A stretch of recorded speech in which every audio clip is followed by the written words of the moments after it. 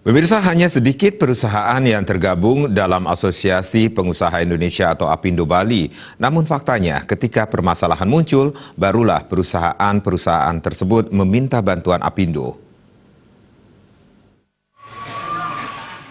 Ketua Asosiasi Pengusaha Indonesia Apindo Bali, Inengan Nurlaba mengatakan, dari 17.000 perusahaan di Bali, hanya 150 perusahaan yang menjadi anggota Apindo. Menurut Nurlaba, hanya sedikit pengusaha ingin menjadi anggota Apindo karena surat keputusan Menteri Tenaga Kerja ataupun peraturan gubernur menyatakan hanya berupa himbauan sehingga tidak mewajibkan para pengusaha bergabung dalam asosiasi.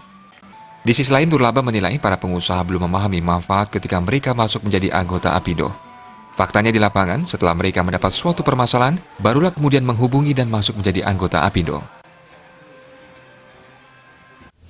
Kebanyakan perusahaan ya, di antaranya 17.000 banyak perusahaan, tetapi dalam kenyataannya yang ada itu cuma 150 yang masuk sebagai anggota Apindo di Provinsi Bali, terutama di daerah Badung dan Pasar.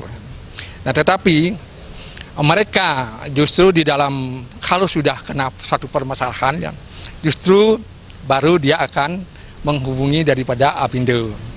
Nah, tetapi kami selaku daripada pengurus Apindo, tentunya dengan bersabar hati, kami selalu melayani mereka. Dengan Nurlaba berharap perusahaan di Bali bisa masuk Asosiasi Pengusaha Indonesia Bali karena bermanfaat membantu perusahaan dalam memecahkan masalah, terutama hubungan industrial ketenagakerjaan. Suparyana, Bali TV.